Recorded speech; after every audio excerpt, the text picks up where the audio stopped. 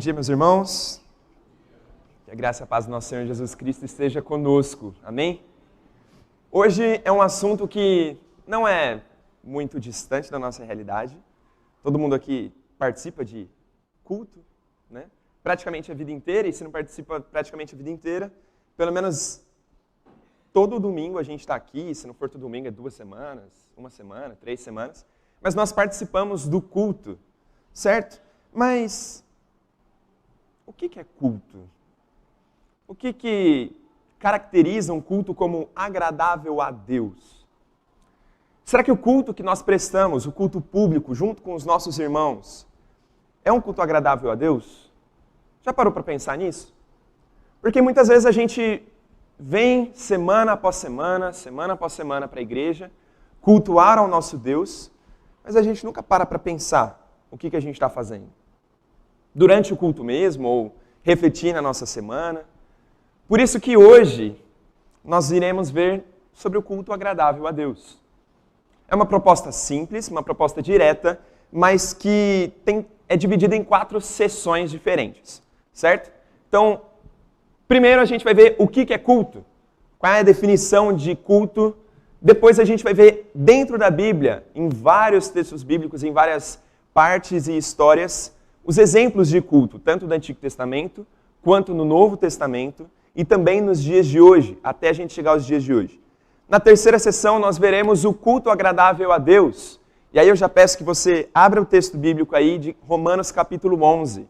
Nós veremos lá na terceira sessão esse texto, mas se você já quiser ler ele, nós leremos, na verdade, juntos aqui agora, já para nós condicionarmos nossa mente para pensarmos no culto que Paulo vai mostrar ali. Romanos capítulo 11, a partir do versículo 33. E por último, enquanto vocês abrem aí, nós veremos como que nós devemos cultuar a Deus de maneira agradável. Nós de forma prática. E aqui eu vou gastar um pouquinho mais de tempo na sessão 3 e 4, porque são as sessões que falam diretamente à nossa vida. Então, Romanos capítulo 11, a partir do versículo 33. A carta de Paulo aos Romanos, Paulo é muito inteligente, muito intencional no que ele quer fazer nas suas cartas. E ele, até o capítulo 11, até o final, que a gente vai ler o finalzinho do capítulo 11, ele está mostrando a sua parte teológica, a sua parte bruta, está ensinando muita coisa. São vários indicativos. Isso é isso, isso é aquilo. A partir do capítulo 12 até o final, capítulo 16, Paulo ele é exortativo, ou seja, ele vai exortar os irmãos da igreja, de forma bem pessoal e de forma prática. Hoje, a gente vai ver bem o meinho das duas coisas. Quando Paulo sai de uma parte e vai para outra. Então a gente vai ler Romanos 11, do 33 até o 12, 2. Certo? Então, eu vou ler aqui, os irmãos prestem bastante atenção, que esse texto é muito profundo. Assim diz Deus através da vida de Paulo.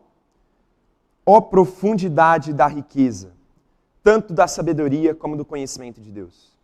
Quão inexplicáveis são os seus juízos, e quão insondáveis são os seus caminhos. Pois quem conheceu a mente do Senhor?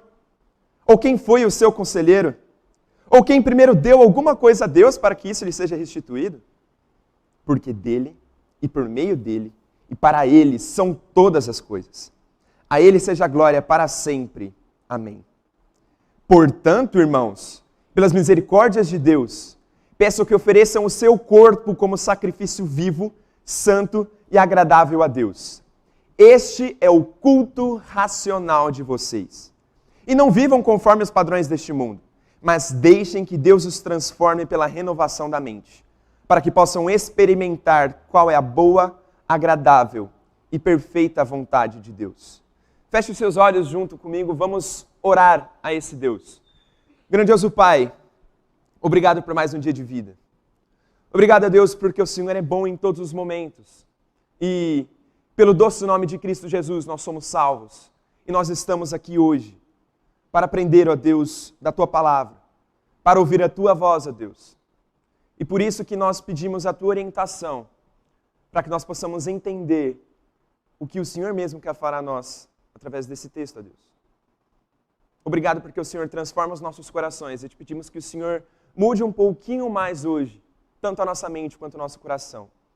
Em nome de Jesus Cristo. Amém.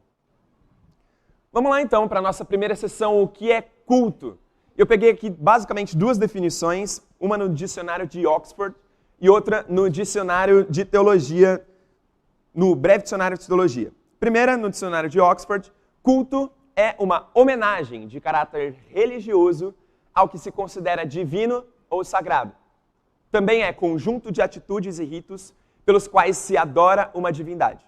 Bem genérico assim, né? Bem genérico, qualquer divindade pode ser adorada, qualquer coisa pode ser adorada, mas é uma homenagem de caráter religioso. O breve dicionário de teologia vai dizer que o culto, que vem do latim adoratio, que significa adorar, significa também reconhecer, celebrar e exaltar a majestade divina. E como resultado disso, significa também reconhecer o próprio pecado e incapacidade ante Deus. E aqui já é bem mais específico, né? Não é nada geral. Logo, o culto é, acima de tudo, o reconhecimento da majestade e da graça divina. Isso é uma definição de culto. Nossa, mas não estou entendendo nada. Né? É muito genérico ainda, né? Trazer só uma definição. Mas isso, por definição da palavra, isso é culto.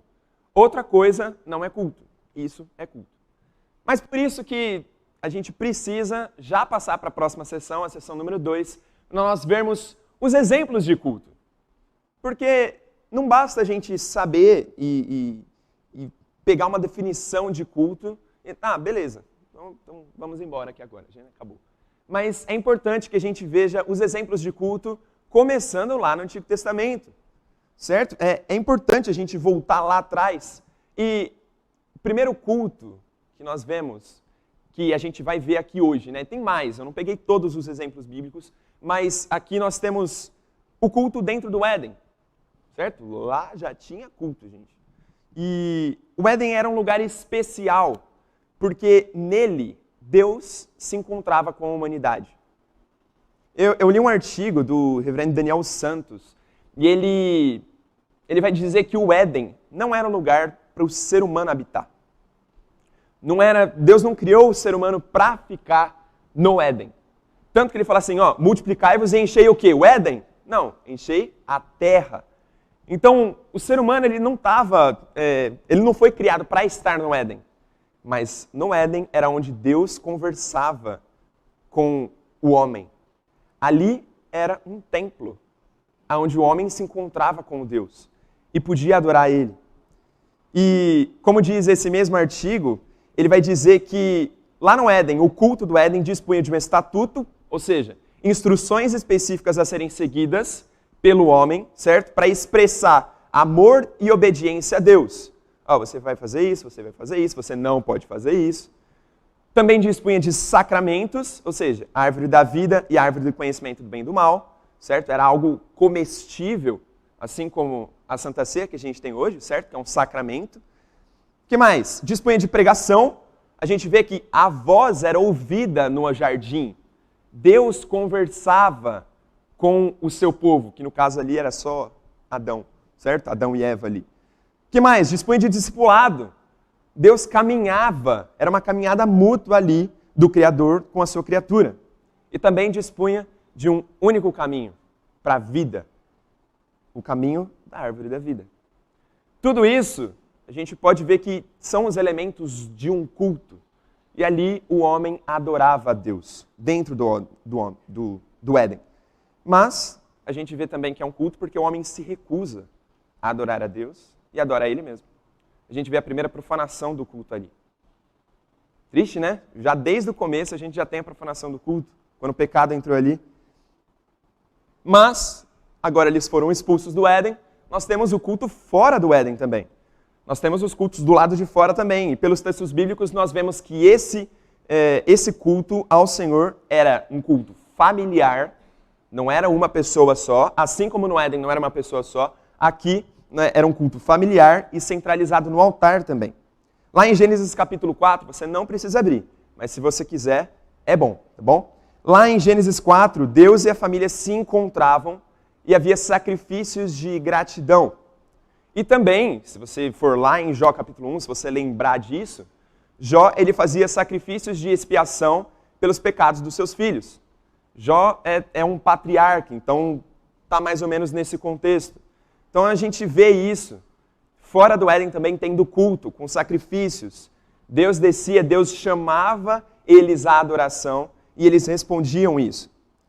Se a gente olhar para Abel, a fé possibilitou Abel a ter a sua oferta aceita pelo Senhor. Caim não obedeceu às instruções corretas, ele não foi aceito pelo Senhor. De Caim, Deus não se agradou e nem da sua oferta, como está lá em Gênesis 4:7. Bom, dentro do Éden, fora do Éden, e agora passando um pouquinho na história, culto no Êxodo. Quando os israelitas são libertos por Deus da escravidão do Egito, ali nós temos, é um culto claro. O que Deus manda Moisés falar para o povo fazer? Fazer o quê? Faz uma tenda para mim. Porque vocês estão em tenda, então faz uma tenda para mim, porque eu vou habitar no meio de vocês. Essa tenda se chama tabernáculo, a habitação de Deus presente ali no meio. E tudo aquilo ali, gente, era um ritual. Tudo era um culto. Todo o tabernáculo e seus utensílios expressavam a pessoa de Deus, expressavam os seus atributos, a sua presença, a sua grandiosidade, a sua maravilhosidade, seu relacionamento com o povo, porque para o povo falar com Deus, era uns detalhes bem minuciosos, né? Era só uma vez por ano que ele podia entrar lá no Santo dos Santos, e aí toda a presença de Deus enchia o tabernáculo, e foram dadas por Deus a Moisés, e falou assim, vocês vão fazer desse jeito, vocês vão me adorar desse jeito, vão fazer sacrifícios desse jeito, porque esse é o culto que eu desejo, e que vocês vão fazer. Desse jeito que acontecia o culto lá no Êxodo.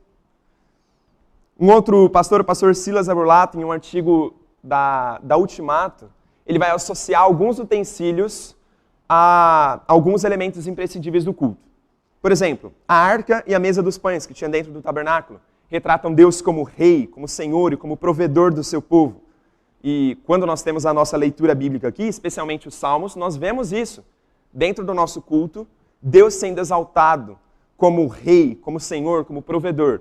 E lá acontecia isso também. Eles não tinham leitura bíblica, né?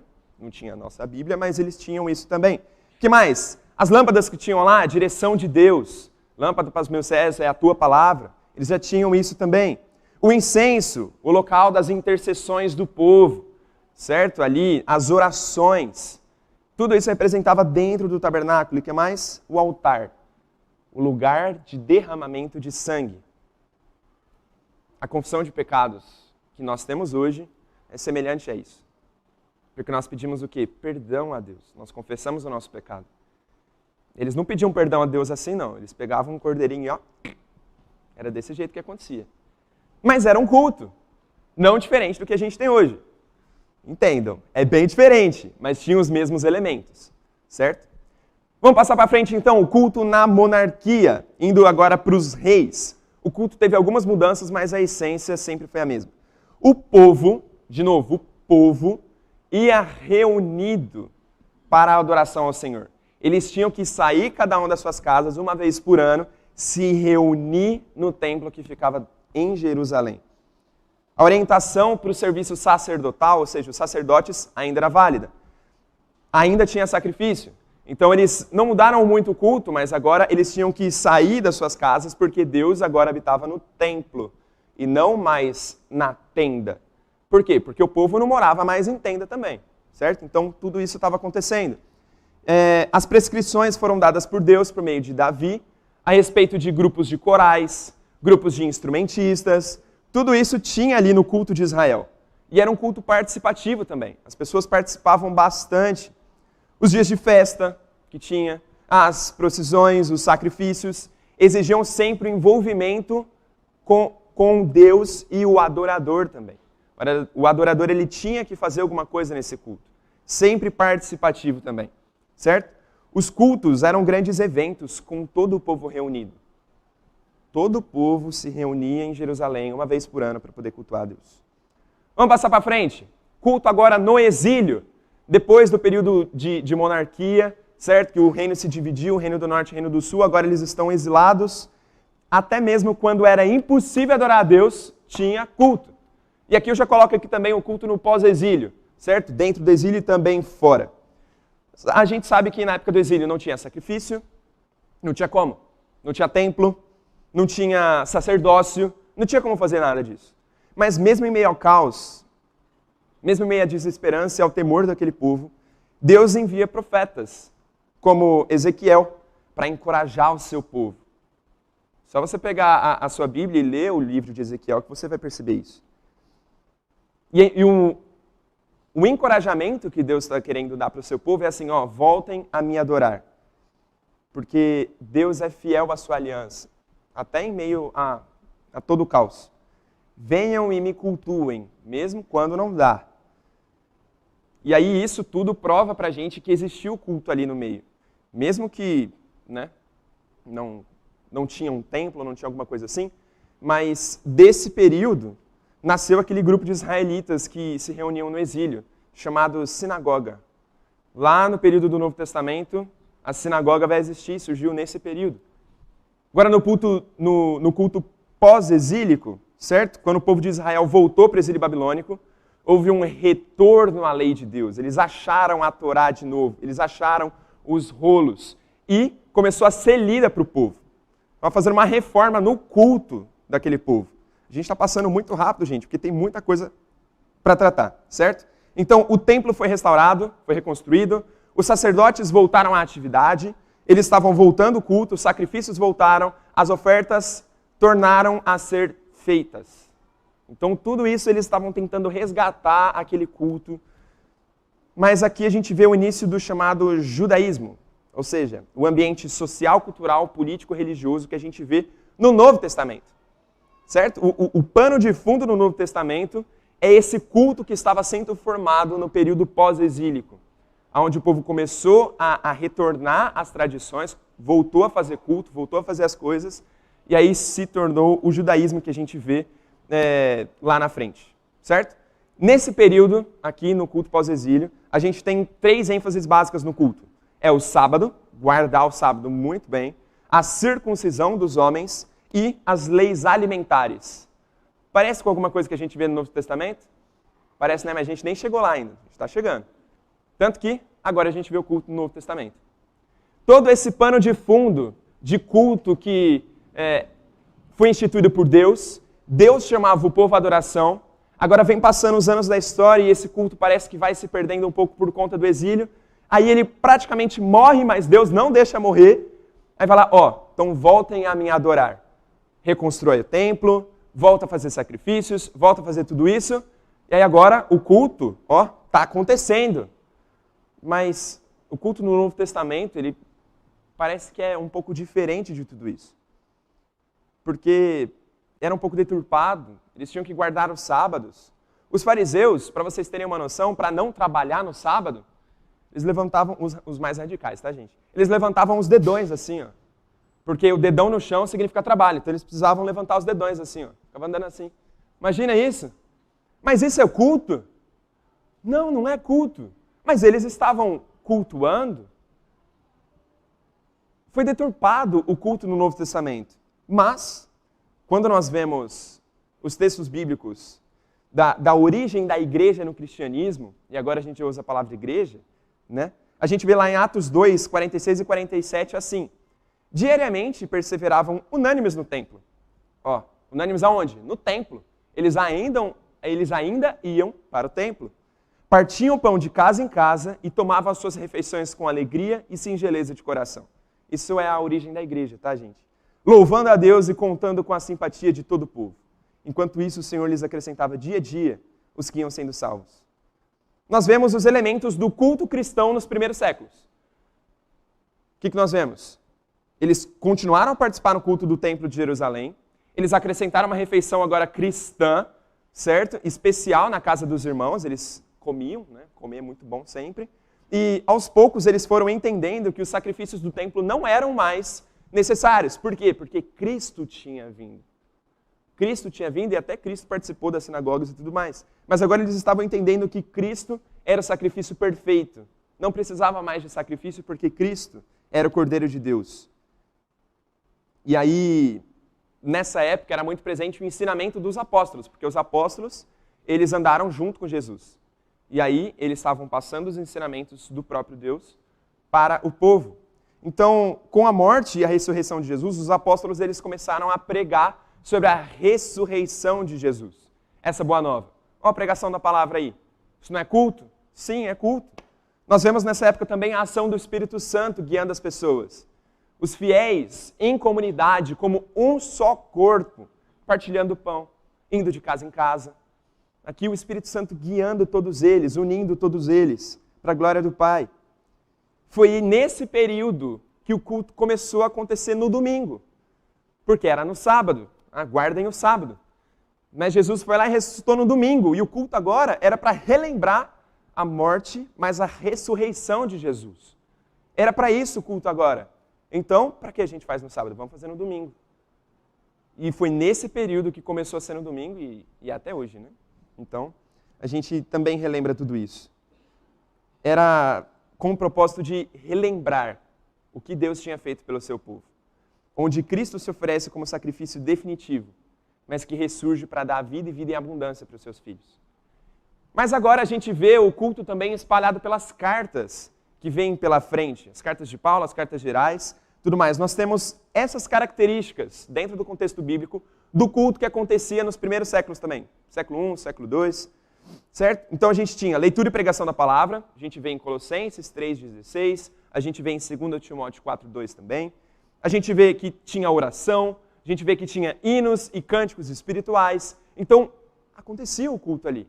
Eles estavam adorando a Deus, relembrando o Cristo ressurreto. Tinha também serviço mútuo. Os irmãos trabalhavam como corpo de Cristo. A mão faz isso, o pé faz aquilo, a cabeça faz outra coisa, que a cabeça é Cristo, totalmente outra coisa.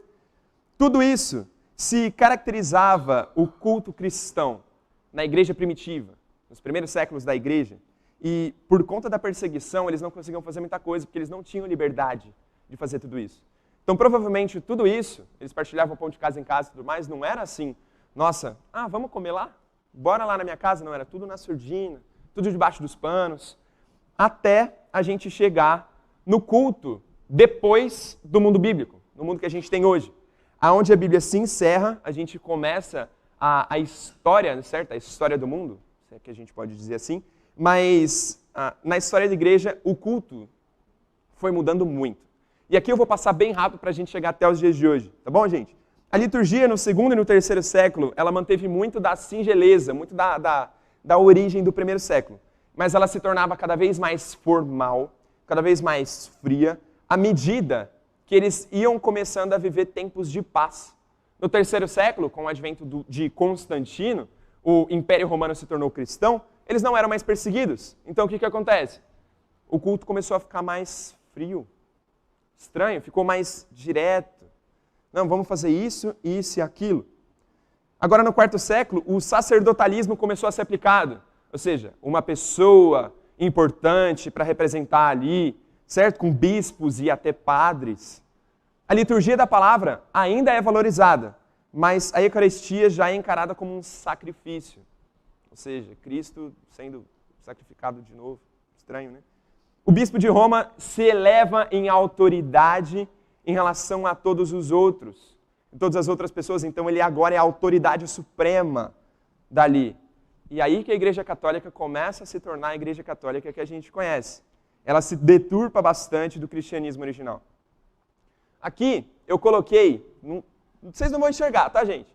Só quero que vocês enxerguem um pouquinho esses traços e tudo mais de quanto que a igreja se dividiu durante o tempo.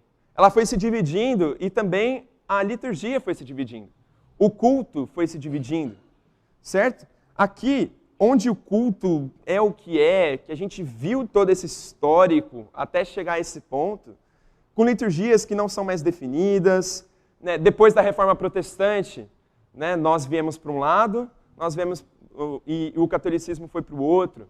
Mas até no lado dos protestantes, a gente vê que o culto, hoje já, pensando no culto hoje, nas igrejas que temos por aí, o culto é parecido com o culto bíblico que a gente viu hoje?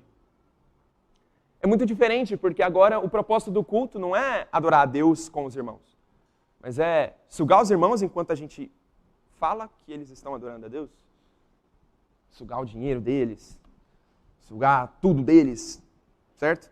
Ganhar almas para Jesus através de ofertas. Né? O culto ele se deturpou completamente depois de tudo isso que a gente viu, tudo isso acontecendo. Nós não sabemos mais o que é culto e o que não é. Muitas igrejas aí fora não têm mais a noção de culto. O que é isso? Nós perdemos de vista a essência do culto, o propósito do culto, a teologia do culto e tudo que o próprio Deus instituiu no passado. E o culto ele se tornou individualista. Eu faço meu culto dentro da minha casa ou até sentado no meu quadradinho no banco. O culto se tornou individualista, com um grande número de hinos sendo escritos na primeira pessoa, por exemplo, né, eu sou especial e tudo mais, desprezando o caráter comunitário do culto. A ceia do Senhor e o batismo são meros acessórios para efeitar o culto, certo? Então, quando tem um batismo, nossa, um domingo especial, tem batismo. Né? Só para isso, o culto virou trabalho, precisa bater cartão todo domingo. E agora eu não estou fazendo crítica lá fora não, tá, gente?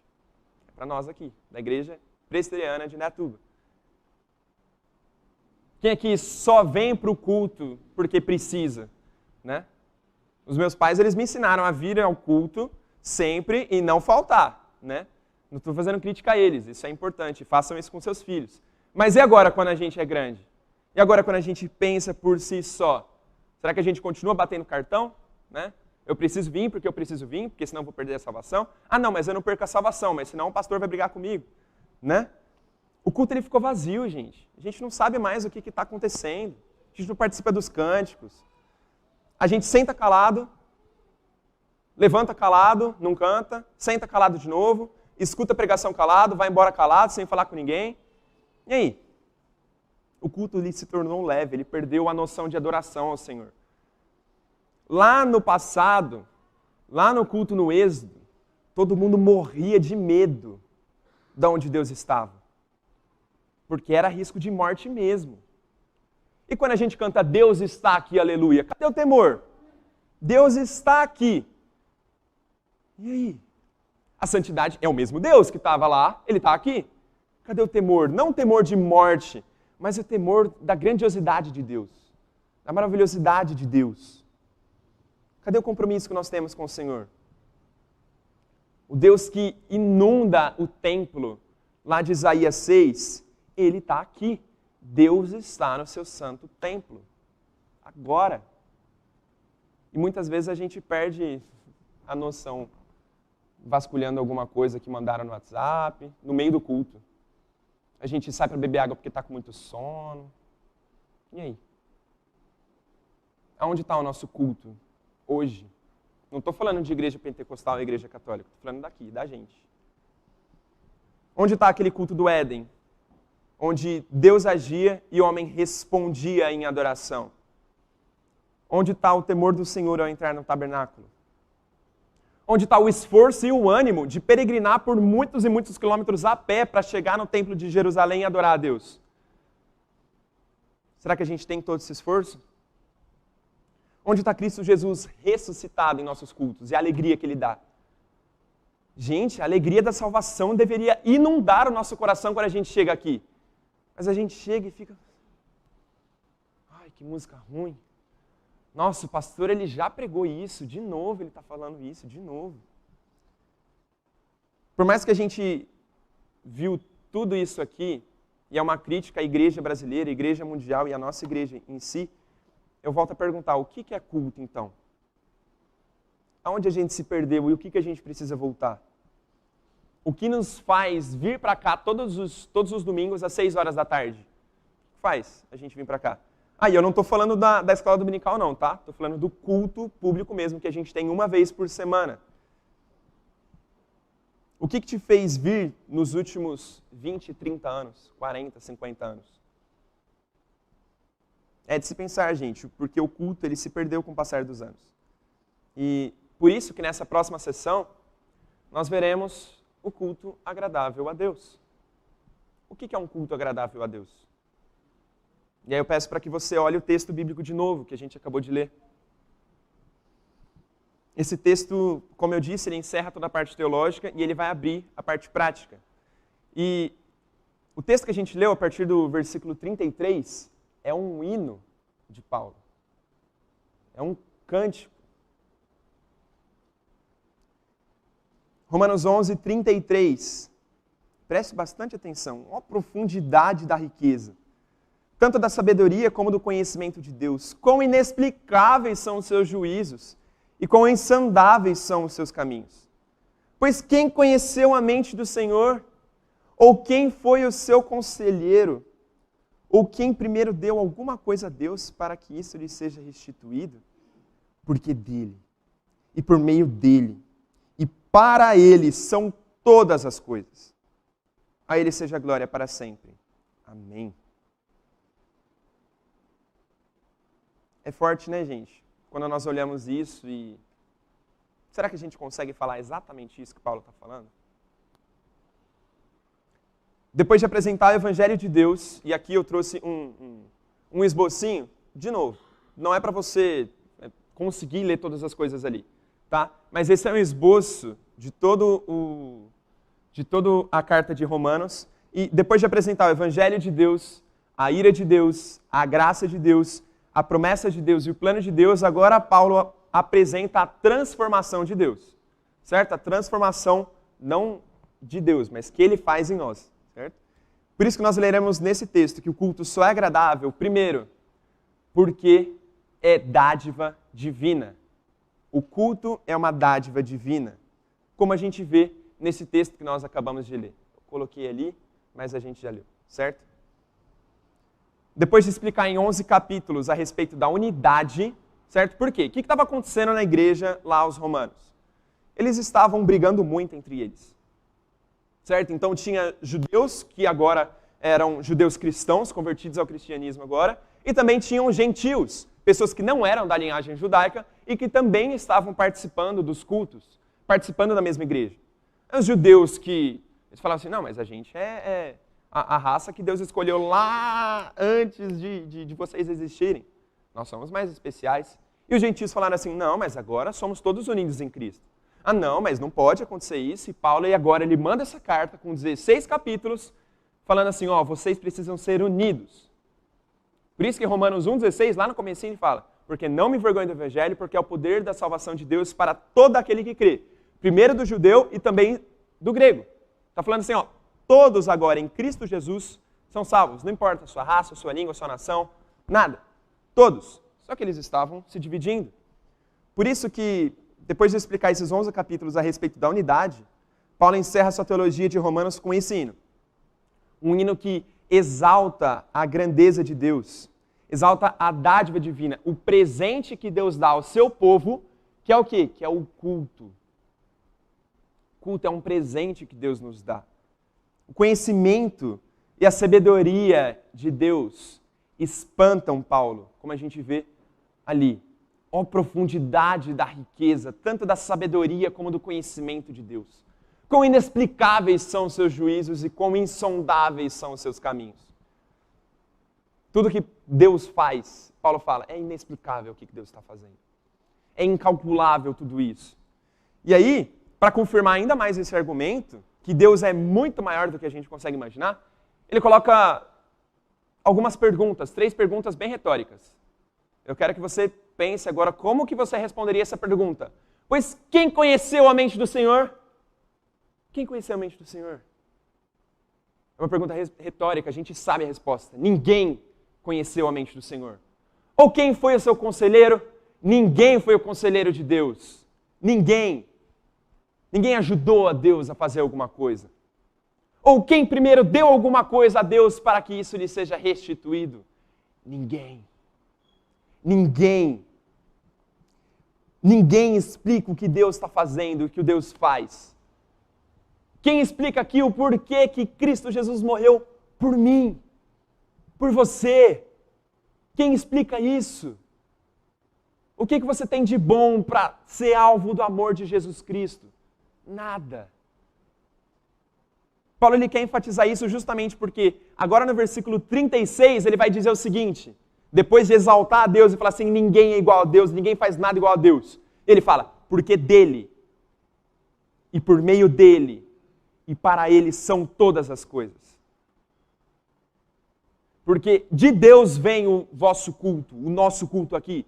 Por meio dele nós cultuamos e para ele é todo o culto. Por quê? Porque são todas as coisas. O culto só acontece porque Deus nos convoca para o culto. Deus nos chama para o culto. Porque aqui, se Deus não chamasse, ninguém ia querer vir para o culto. Ninguém. Não, mas o culto é legal porque tem música boa. Não, você não ia querer vir, não. Se Deus não te chama, se Deus não te convoca à adoração, você não estaria aqui hoje, aprendendo sobre Ele mesmo, dele mesmo. Ele ensina, Ele convoca, Ele recebe adoração. Deus move os nossos corações para a sua própria adoração. Ele faz com que o injusto caia de joelhos. Lá no fim dos tempos, certo? No Apocalipse, quando todo joelho vai se dobrar, você acha que todo joelho vai se dobrar voluntariamente? Não. Alguns vão levantar as mãos aos céus e falar assim, glória ao Senhor, mas outros vão levantar o punho e falar assim, eu nunca vou te adorar, mas vai cair de joelhos. Porque Deus convoca a adoração, Deus toca no coração e faz o injusto ser um adorador a Ele. Deus convoca o ser humano ao culto.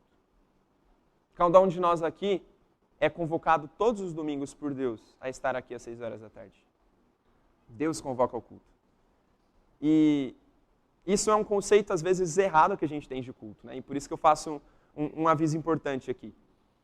Eu aprendi isso, né, no decorrer dos anos, que culto é algo que nós, seres humanos, oferecemos a Deus, certo? Eu ofereço meu culto, e eu já fiz até orações assim, Deus, que o Senhor se agrade da nossa adoração, que o Senhor se agrade do nosso culto, porque nós estamos oferecendo algo a Deus, como se fosse um presente. Ó Deus, toma aqui o nosso culto público. Isso não está de todo errado, mas a gente entender dessa maneira é errado. Por quê? Porque se a gente pensar desse jeito, vou fazer um exemplo aqui, né? Se a gente pensar desse jeito, seria como se nós, povo de Deus, estivéssemos se apresentando ali, cantando uma musiquinha, né, fazendo um culto, tudo mais, e Deus estivesse aqui na frente assim, ó, que bonito, que legal, estou gostando desse culto de vocês. Parabéns. Não é isso. Deus chama a adoração, nós respondemos essa adoração, certo? Respondemos o culto adorando a Ele, mas não fica por aí, é uma troca, é uma conversa, é um diálogo. Então, quando tem leitura bíblica, Deus fala e nós respondemos. Por isso que existe a leitura alternada, por exemplo. Quando alguém ora, Deus escuta a nossa oração e responde, mas o culto, o que é o culto? O culto é uma resposta ao que Deus tem feito no mundo. O culto não é por Ele mesmo. O culto é uma resposta sempre ao que Deus faz. Nos cultos que a gente viu, Deus fazia alguma coisa, o povo respondia. Deus mandava, eles faziam. Hoje, Deus convoca ao culto e nós chegamos aqui e a gente faz o quê? Adora. O culto, ele se torna agradável a Deus quando ele é uma dádiva divina. E ele é uma dádiva divina por natureza. Não importa se você sabia disso ou não. Ele é uma dádiva divina. Mas ele se torna agradável a Deus quando nós entendemos isso. Quando nós chegamos aqui no domingo às 6 horas da tarde, falamos assim, tá, eu entendo que eu estou aqui porque Deus me convocou para o adorar. Só por isso. Deus convoca o seu povo eleito para adoração, para o seu louvor. Ele move os corações, Ele que dentro da sua soberania, majestade, porque dele, por meio dele, para Ele são todas as coisas, Ele nos chama à adoração. Ele que faz com que nos tornemos adoradores. Mas além disso, e agora passando para frente, o culto se torna agradável a Deus quando ele é comunitário. Olha o que está escrito em Romanos 12, versículo 1.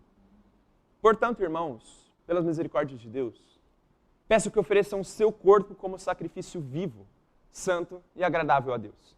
Este é o culto racional de vocês. O que o texto está dizendo ali para a gente apresentar como sacrifício vivo a Deus? O corpo. O corpo. Mas Paulo está querendo dizer aqui o quê? Né? Que corpo aqui, tudo mais. Paulo ele tem em mente o nosso corpo físico mesmo. Porque lá em Romanos 6, Paulo ele vai falar assim, vocês não podem oferecer os seus membros para culto estranho. Né? Porque naquele contexto tinham povos que ofereciam, sei lá, vou oferecer um dedo para o Deus ali do lado, vou oferecer um braço, uma mão. Paulo fala assim, vocês não podem fazer isso, porque o culto de vocês é diferente. Mas aí ele chega aqui e fala assim, ofereçam o seu corpo inteiro aqui. Nossa, mas, ô Paulo, você falou outra coisa ali. Ué, não, mas é isso mesmo, nós precisamos oferecer o nosso corpo como sacrifício vivo. Aí que está a diferença, não é um sacrifício morto, como um cordeiro que era oferecido lá, mas como um sacrifício vivo.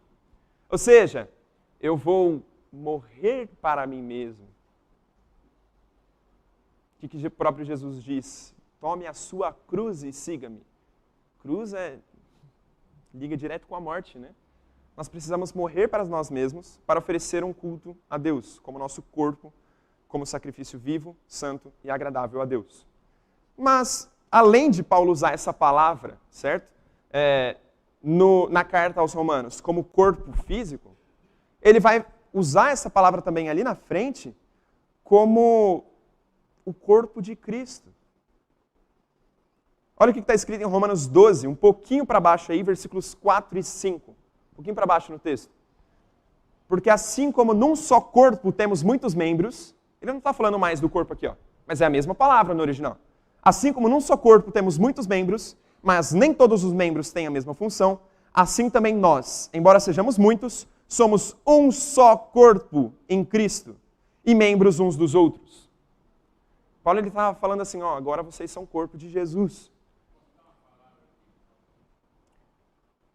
Se o senhor puder esperar só um minutinho para eu concluir esse pensamento, aí eu já passo a palavra para o senhor, tá bom? Lá em 1 Coríntios, capítulo 6, também Paulo vai falar sobre o corpo de Cristo. Vocês não sabem que o corpo de cada um de vocês é membro de Cristo?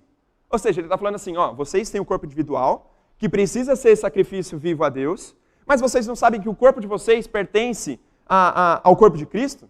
E será que eu tomaria os membros de Cristo e os faria membros de uma prostituta? De modo nenhum. Vocês fazem parte de algo maior. O corpo de vocês não é de vocês, o corpo de vocês agora é de Cristo.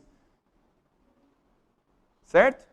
Por isso que quando Paulo mostra pra gente que nós precisamos oferecer o nosso corpo como sacrifício vivo, ele mostra, ó, vocês precisam oferecer o corpo pessoal de vocês como sacrifício, mas o corpo de Cristo precisa estar no culto. O culto que agrada a Deus deve ser comunitário.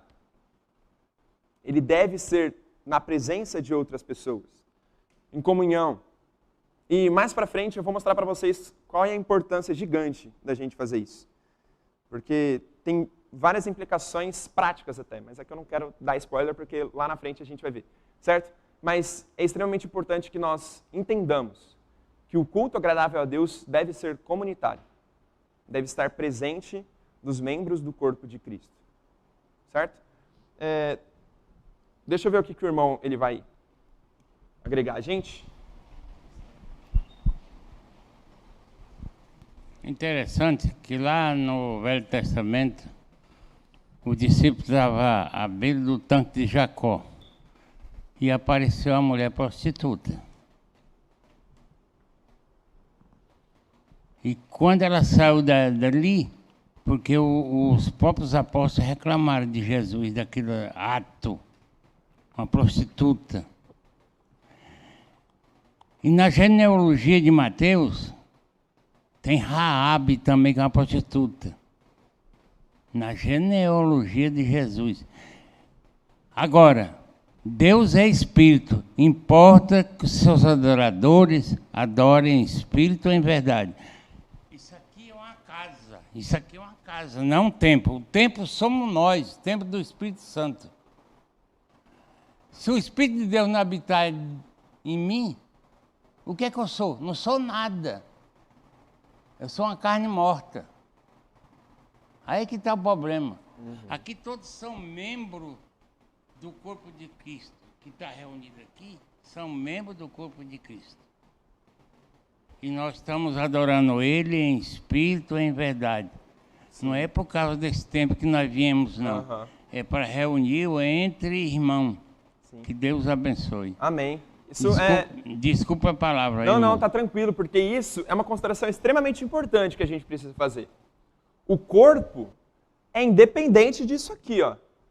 A gente pode congregar na praça, que ainda nós estaremos cultuando a Deus.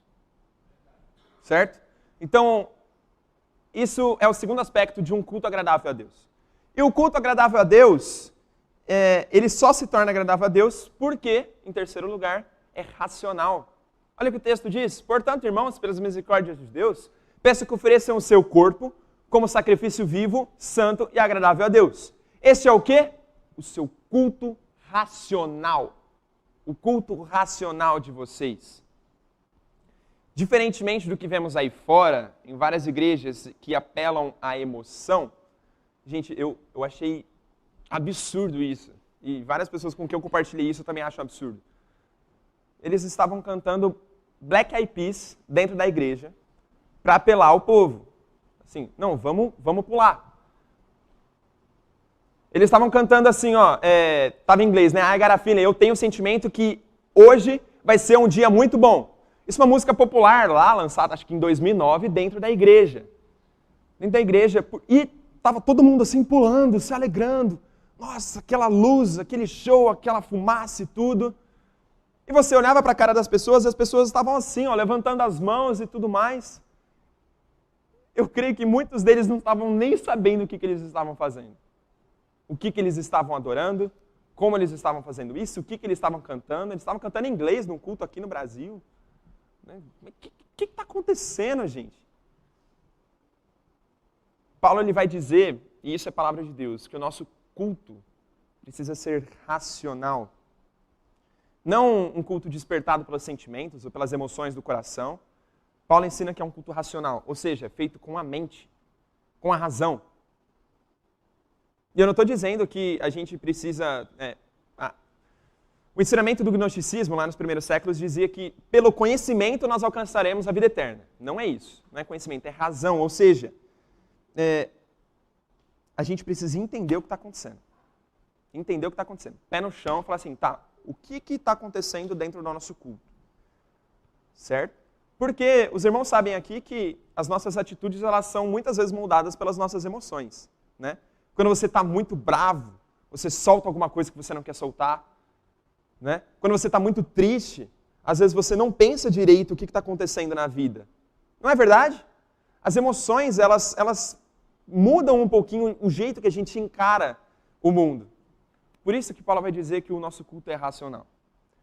Nós presbiterianos somos conhecidos como sorveterianos, né? Por quê? Porque nós não temos emoções, né? A gente não levanta a mãozinha, igual em outras igrejas, né? A gente é conhecido como tudo assim, né? Mas não é isso que Paulo está querendo dizer também. Não é para a gente ser duro e engessado. Mas a razão deve ser a base para a nossa emoção. Ou seja, depois que eu entendo o que Cristo fez por mim, o sacrifício que Ele fez por mim, eu entendo, nossa, realmente eu entendo que eu sou pecador, miserável, e que eu sou alvo da graça de Deus. Eu entendi isso através da teologia, através das aulas, eu entendi tudo isso. Né? E aí, quando isso vira realidade na sua vida, não sei vocês, meus irmãos, mas eu me emociono muito que Cristo me escolheu antes da fundação do mundo como filho. Mas depois que eu entendo, porque se eu não entender, eu vou estar emocionado pelo quê? Pelas palavras bonitas? Deus é um ser racional e Ele se comunica com seus filhos também de forma racional. Se não fosse assim, Ele não teria escrito um livro para a gente ler, interpretar, e expor e explicar. Ele teria feito uma peça teatral para a gente assistir e achar bonito, né? Teria feito uma música. Deus é um ser racional. Ele não fez um filme. Deus quer que nós entendamos com a nossa mente, com o nosso cérebro pensante aqui, que Ele é grande, que Ele fez isso e fez aquilo, que Ele nos criou, que Ele nos comprou com o sangue de Cristo. Por isso que Ele se revela a nós através da razão. Por isso que o nosso culto ele deve ser racional. Nós precisamos entender com a mente e depois sentir com o coração. Não estou falando que sentir as coisas é errado, tá, gente? Você deve sim sentir, mas esse sentimento é baseado em uma coisa muito maior, em uma razão, uma racionalidade. Por quê? Porque depois que o sentimento passa, e aqui os casados, creio que vocês sabem bem disso, né? Quando você está casado, você tem, no começo, né? Pelo menos, você tem aquela chama, aquele amor, aquele sentimento bem forte. Mas depois aquele sentimento bem forte passa, não passa? Dá uma esfriada, não dá? O que sobra? O que sobra depois? Sobra isso aqui, né? A aliança, sobra o papel que vocês assinaram, sobra o compromisso que vocês fizeram um com o outro diante de Deus. Isso não é sentimento, isso é razão, isso é o entendimento do que é aquilo. Por mais que isso é um exemplo que não abrange totalmente isso que a gente está tratando aqui, é importante a gente pensar que o nosso culto é racional. Tem sentimentos e são importantes, e depois eu vou mostrar para vocês também um pouco disso, mas a gente precisa entender por que está acontecendo o batismo. Nossa, o batismo está acontecendo porque alguém está entrando no povo de Deus agora, está entrando debaixo das bênçãos da mão do Senhor. E agora que eu entendi isso, nossa, que feliz é isso. Mais alguém está entrando no povo de Deus. Que alegria, olha o sentimento aí. Tomando a ceia do Senhor, eu entendo que aquilo me nutro espiritualmente do Deus vivo, de Jesus Cristo. E aí eu me emociono, porque Ele me enche da salvação dEle. Quando a gente canta aquelas músicas, né, que tem umas letras que tocam bastante o nosso coração, a gente precisa entender o que a letra está dizendo. E aí a gente se emociona. Porque música ela tem esse poder, né, gente? Música tem o poder e ela mexe realmente com os nossos sentimentos. Glórias a Deus pela música. A gente vai falar mais sobre isso também depois. Eu quero chegar logo no depois, né? Mas tudo isso, a gente vê que Deus é um ser racional. A gente canta tudo isso. Deus quer que nós entendamos essas coisas para então se emocionar com as verdades. É racional, mas o próximo passo é emocional também. A gente se emociona com as verdades reveladas a nós.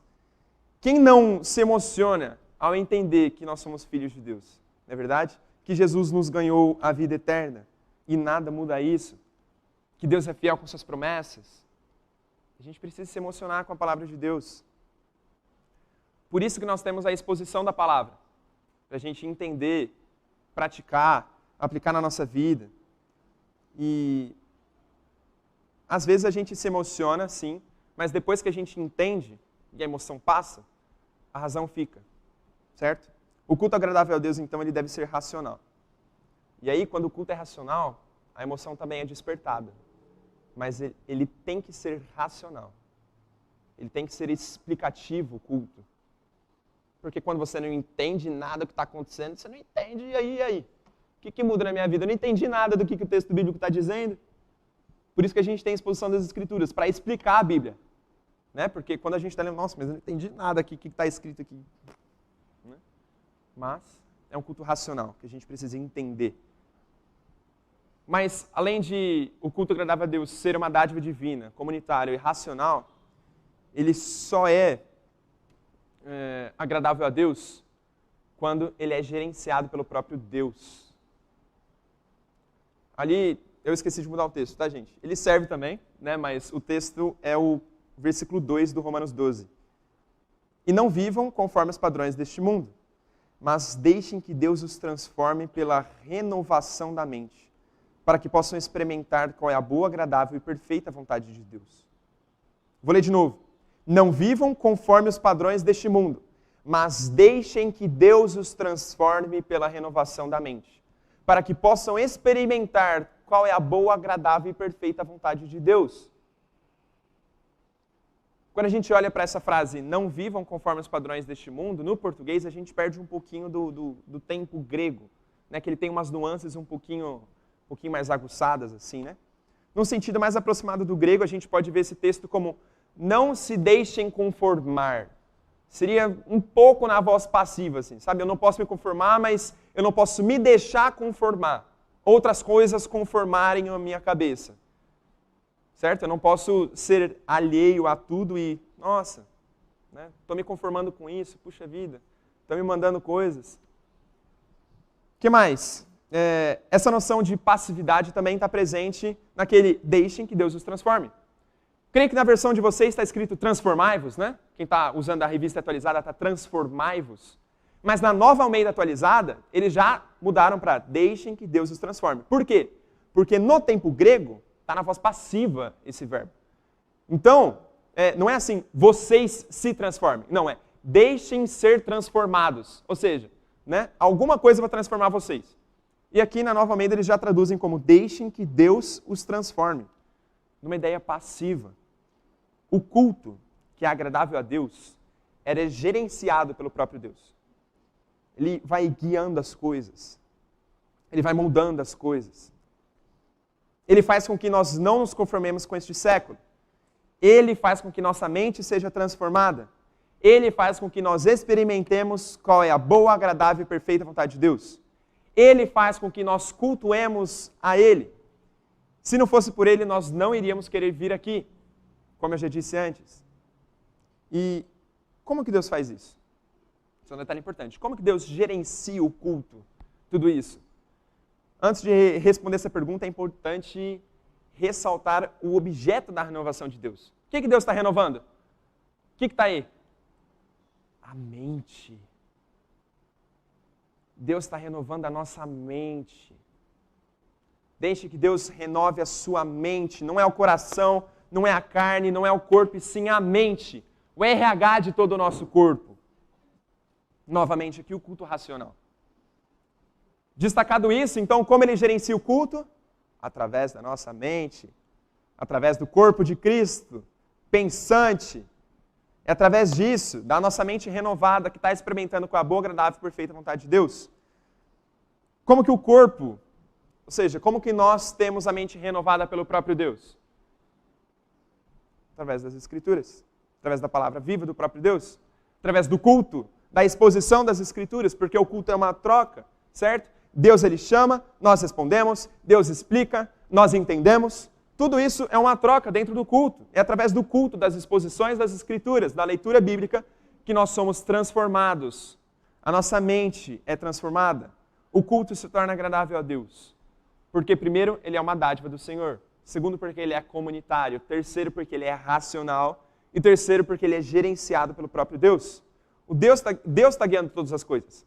Por isso que num culto que a gente tem à noite, tudo é um padrão que se segue. Porque esse padrão, que a gente chama de liturgia, é instituído pelo próprio Deus. Estão nas próprias Escrituras os modelos de liturgia. Certo? Mas, eu estou vendo aqui o meu tempo correndo, vamos passar para a última sessão. E aí, se der tempo, eu passo a palavra para vocês, mas é que essa parte é extremamente importante, porque como que esse entendimento de culto agradável a Deus muda o nosso culto na prática. Vocês podem praticar hoje à noite já. Como que isso funciona? Como que nós devemos cultuar a Deus? A resposta dos filhos de Deus diante da iniciativa do Senhor deve acontecer. Deus faz alguma coisa, nós respondemos e essa iniciativa acontece. Deus faz, o homem responde. Deus age, o homem agradece. Deus fala, o homem se humilha. Deus salva, o homem se constrange. Deus liberta a nossa vida do pecado e o homem ama. Tudo uma resposta diante de Deus. O culto não é um monólogo dos seres humanos que estão oferecendo uma peça teatral para Deus e nem um monólogo do próprio Deus, que tem a exposição das Escrituras. Não é, é uma resposta constante, é um diálogo entre as duas partes. Por isso que hoje, aqui agora, eu vou apresentar para vocês algumas coisas que nós podemos fazer no culto hoje à noite para responder ativamente em todos os períodos do culto. Em todo momento, nós respondemos. Mesmo no meio da pregação, tá? Mas vamos lá. Primeiro, responda às leituras bíblicas. No culto, a Bíblia é lida, certo? Várias e várias vezes. Ou seja, Deus está falando diretamente com o seu povo. A Bíblia aberta, gente, é a palavra de Deus. Deus falando com o seu povo. Quando o pastor ou quem estiver dirigindo o culto pedir para abrir o texto, abre então. Né? Não fica só passivo, não. Abra o texto bíblico, vai ler. Lê um pouquinho antes, lê um pouquinho depois. Lê prestando atenção. Quando ele estiver sendo explicado, presta atenção. É o próprio Deus falando para o nosso coração, para a nossa razão. Se o texto lido, por exemplo, é o de Salmo 51:3, que diz assim: pois eu conheço as minhas transgressões e o meu pecado está sempre diante de mim. Quando esse texto for lido, responda a Deus naquela hora. Por exemplo, Pai, eu reconheço realmente as minhas transgressões. E realmente reconheço tudo que eu sou. Eu me arrependo delas. Essa maneira de responder a Deus ativamente naquele momento. Já está respondendo ao que Deus está fazendo. A leitura bíblica. Mas lembre-se, essa resposta é dada pelo corpo de Cristo. Então você pode reparar também outras pessoas fazendo isso, porque a resposta ela é em conjunto, certo? Por isso que a gente fala amém quando uma pessoa termina de orar. E aqui já entrando na segunda. Opa, na terceira, tá lá as orações, certo? Deixa eu voltar aqui. Mas, por isso que a gente responde amém quando o texto diz amém. Amém é que assim seja. Eu estou concordando com isso, que assim seja, em nome de Jesus. Respondendo as leituras. É por isso que muitas vezes os pregadores eles pedem para que vocês participem da leitura bíblica. Porque é um culto que é uma troca de informações entre Deus e o seu povo, entre Deus e o corpo. Certo? Por isso que a gente faz a leitura em conjunto. Né? Eu gosto muito do que o seu sábio faz. Ele pede para todo mundo ler o texto junto. Por quê? Porque isso é o povo de Deus respondendo ao que Deus tem feito. Que coisa maravilhosa, que grandiosidade. Segundo, responda aos cânticos. Gente, não fica calado não, vem para a igreja para cantar, tá bom? Ah, mas eu não sei cantar, não consigo cantar. Faz com toda a sua vontade, toda a sua habilidade, que por mais que seja 1%, faz com toda a sua habilidade, tá bom? Responda com cânticos. As canções que possuem verdades bíblicas estão ensinando o povo de Deus. As melodias transformam o nosso coração porque também são palavras de Deus. Também são palavras de Deus. E aqui eu deixo minha recomendação para Projeto Sola. Tá bom? A gente traz algumas canções aqui porque eles cantam a Bíblia. Tá? E tem vários outros grupos que cantam a Bíblia também. Mas é importante que o povo de Deus cante os cânticos da melhor maneira possível. Quando o coral está cantando aqui, mas eu não sei a letra. Né? Vai prestando atenção e fala assim, nossa, isso é verdade. Sim, Deus. Essa informação que está sendo cantada pelo coral, que eu não sei cantar, como que você pode participar disso? Vai falando, nossa, essa informação é verdade. Essa frase é exatamente a minha vida, Deus. Né? Você não precisa falar isso verbalmente, né, enquanto está cantando, mas você pode conversar com Deus. Conversar com o seu irmão que está do lado, baixinho para não atrapalhar. Mas, por quê? Porque é o corpo adorando a Deus, respondendo com cânticos. Louve a Deus como uma resposta ao que Ele tem feito na sua vida. Enquanto canta, você pode meditar na letra, você pode tentar aprender, respondendo ativamente com a sua voz.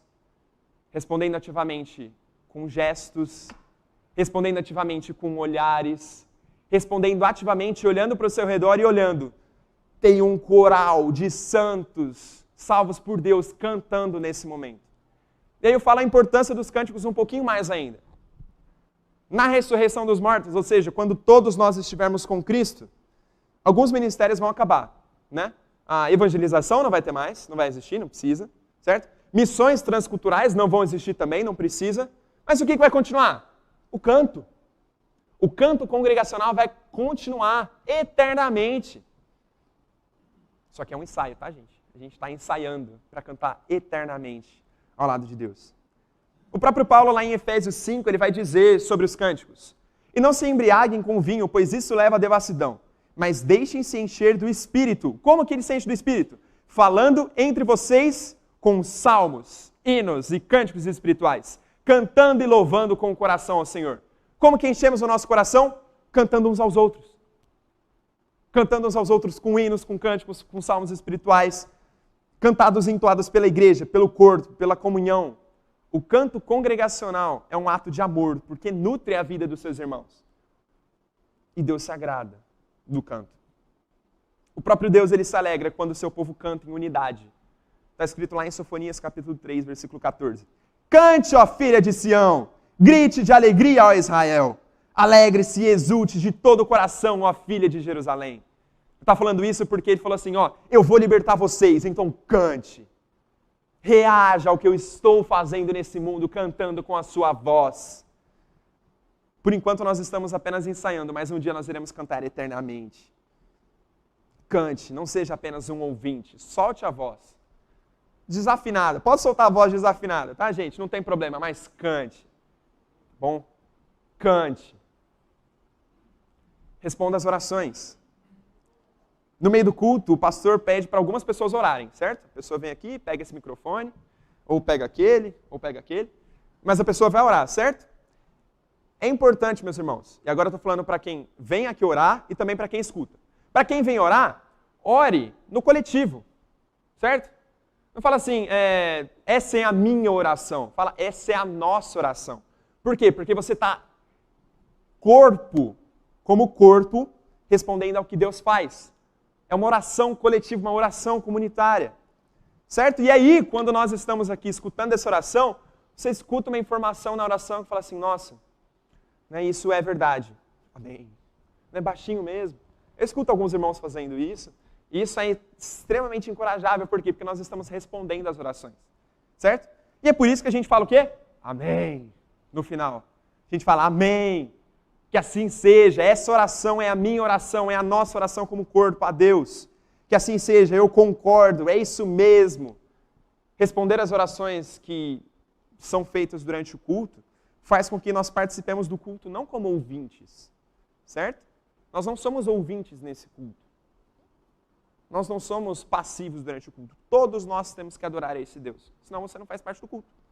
Você não está no culto. Né? Tudo isso nós fazemos porque nós somos participantes ativos. Acena com a cabeça, sim, é isso mesmo. Né? Fala algumas coisas. Eu sei que eu sou pecador. Faça daquela oração a sua oração de verdade, gente. De verdade. Aquela oração é a sua oração também. Porque todos somos o mesmo corpo e precisamos participar ativamente do culto. Então nós precisamos responder às leituras feitas, aos cânticos, às orações e agora também à pregação. Ué, mas a pregação é um monólogo. Né? É o momento do culto em que Deus está falando com o seu povo. Está errado isso, gente. Deus está falando com o seu povo desde o começo. A Bíblia não foi lida? Os cânticos bíblicos não estão sendo cantados? Deus está falando com o seu povo desde o começo. Na pregação, é uma explicação de um texto em específico para o nutrimento do seu povo. Mas não é necessariamente um monólogo, só Deus falando aqui. O povo precisa responder também. Né? E por isso que em algumas denominações, a gente não tem esse costume aqui, mas no meio da pregação a galera grita, amém, glória a Deus, aleluia. Eu particularmente não gosto muito disso, mas eu no meu banco eu falo assim, amém, glória a Deus, aleluia. Né? Por quê? Porque eu estou respondendo aquelas informações bíblicas. Ela está transformando o meu coração. Então eu preciso responder a Deus, glória a Deus por essa palavra. Glória a Deus. Porque eu estou entendendo racionalmente essa palavra. Eu estou entendendo e respondendo a pregação dentro do culto. Mas a gente tem como responder também fora do culto. Né? Acabou o culto aqui, como que você responde a pregação que foi pregada no domingo? O pastor desafiou você precisa evangelizar 72 pessoas nessa semana. Como que você faz isso? Como que você responde a pregação? Evangeliza, tá, gente? Não 72, mas... Se o desafio da pregação for evangelismo, evangelize as pessoas. Se o desafio da pregação for ore mais, ore durante 6 horas seguidas, ore. Responda à pregação. Não é um monólogo, gente, é um diálogo. Todo culto deve ser assim, todos os elementos do culto devem ser assim. O culto, gente, é uma resposta a Deus. Mas Deus está falando e nós estamos respondendo. Deus está falando e nós estamos respondendo. Quando acaba o culto e você conversa com os seus irmãos, certo? Você está trocando informações ali sobre a pregação, está respondendo ao desafio que Deus deixou para nós.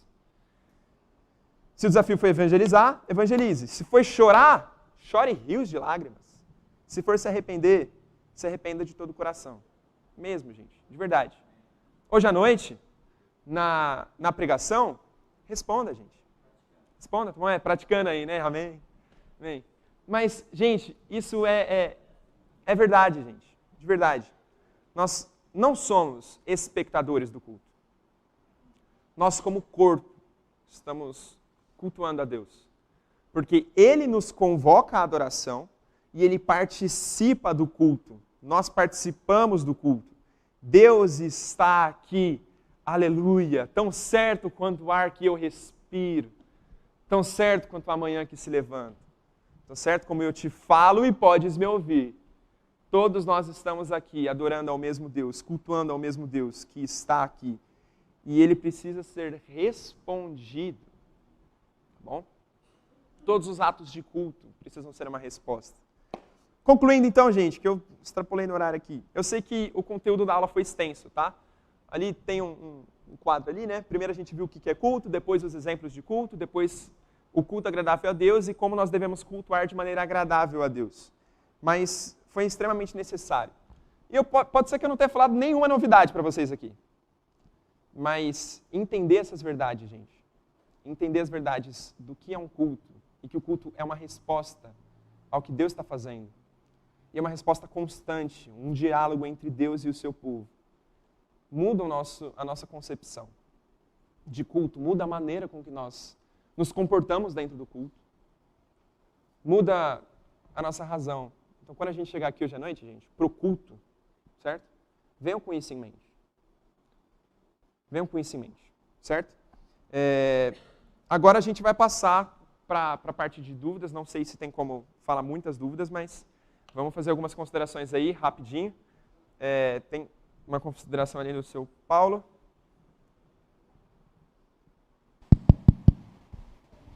Eu acho importante que esse estudo seja ministrado de vez em quando, né? Porque o culto é participativo. Se nós não falarmos aqui aquilo que sentimos como participantes do culto numa aula da escola dominical, perdemos a oportunidade, né, do assunto, do momento. Então, por ser participativo, nós precisamos estar preparados. Eu acho que um elemento que faz com que todos participem do culto, que é uma peça utilizada sempre em todos os cultos, é a liturgia. Então, para a liturgia, o liturgo, né, como é chamado, ele tem que se preparar também, não só preparar a sua mensagem. Porque às vezes o liturgo chega na igreja tão bem preparado para a mensagem, glória a Deus por isso, mas quando vai pedir uma oração, por exemplo, não sabe para quem pedir. Não estou mencionando aqui, mas a experiência de outras igrejas que eu tenho participado e visitado. Então é importante que quem estiver dirigindo também esteja atento a essa necessidade de inserir o crente no culto.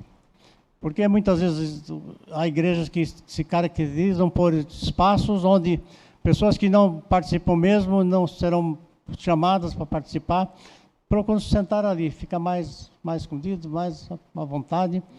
Então é importante que que quem dirige o culto tenha essa visão. Então, nas participações das orações e também nos cânticos. Você mencionou também a questão do amém. Quando se lê alguma coisa que diz amém, a igreja responde amém. Nós não respondemos, não temos respondido. E é uma coisa que a gente sente às vezes no coração de falar um aleluia e não fala porque ninguém fala, e se a gente falar todo mundo vai olhar para a gente. Então acho que nós temos que ter liberdade nessa hora de participação, porque é algo que nós estamos recebendo no coração. Recebemos uma mensagem para a nossa vida que nos edificou, aleluia, glória a Deus, louvado seja o nome do Senhor. São expressões que devem ser usadas. Então era isso só que eu queria colocar com relação a esse instrumento do culto que é a liturgia. Fazendo um puxadinho na consideração do seu Paulo, sabe quando a música fala levantar as mãos e vou receber? Então, por que você está cantando levantar as mãos e não levanta a mão? Bom, gente, só um detalhezinho. Ali, ó, por favor. Eu acho que vale a pena a gente reforçar também que, enquanto presbiterianos, temos símbolos de fé, somos uma igreja confessional, nós temos um princípio regulador de culto, né? Então, um princípio regulador de culto, eu acho que é indispensável ser lembrado, e nisso nós temos também a ideia de ensinarmos as nossas crianças os nossos símbolos de fé, porque eles trazem, dentre tantas ideias, como devemos adorar a Deus. E acho que, de uma forma singela, uma síntese é lembrar que nós não adoramos a Deus, não é o que a Bíblia proíbe, mas é o que Ele ordena. Então, o culto não tem que ter o que Ele proíbe, tem que ter só o que Ele ordena. O que passar disso não procede. Boa lembrança, meu irmão. Mais alguém?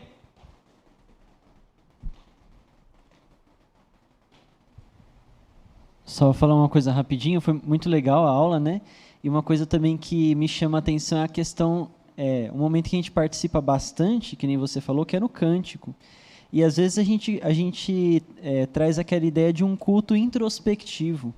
A gente tem os nossos momentos de culto introspectivo, cada um tem o seu momento devocional, ou talvez um culto familiar, né? Mas o culto público, ele tem um caráter totalmente diferente, né? Quando a gente está aqui cantando, a gente não está cantando de nós para Deus só, usando o ambiente da igreja para fazer uma adoração particular. Não é isso, né? A gente está aqui para testemunhar do Deus que nos salvou. E aí a nossa resposta deve ser cantar com força, com vontade. Porque, em últimos casos, você está cantando para ser ouvido. Né? A igreja está cantando para ser ouvida, né? E você, enquanto está cantando, ouve também o testemunho dos seus irmãos. É aquela parte que você falou, nós devemos cantar uns aos outros em resposta a essa obra de Deus, né? Muito, muito legal isso. Estava até escrito aqui no esboço, mas eu acabei não falando. Mas um dos propósitos do canto congregacional também é evangelização. Quanto mais alto a gente cantar aqui dentro, gente, mais gente vai escutar lá fora. Natan. Vamos para a última, por causa do tempo? Eu tenho lido na revista da Escola Dominical que nosso culto tem que ser, não pode ser um culto de fachada, mas tem que ser um culto do íntimo do nosso coração, da nossa alma, para que Deus seja agradável. Isso aí, gente. Deus transforma a nossa mente, transforma nosso coração. E vamos praticar, gente? Para encerrar, a gente vai cantar um hino, tá bom? A gente vai cantar um hino de número 74 dos nossos cenários. Eu vou pegar o violãozinho ali, vou me preparar. Você já vai lendo o texto do hino, porque ele fala exatamente o que acontece no nosso culto, certo? Porque nós chegamos aqui, nós reconhecemos quem nós somos e nós chegamos aqui como estamos. Como estamos, certo? Porque a gente adora o culto, adora no culto com sinceridade, da maneira que nós estamos. Retrata a nossa realidade diante desse Deus tão grandioso.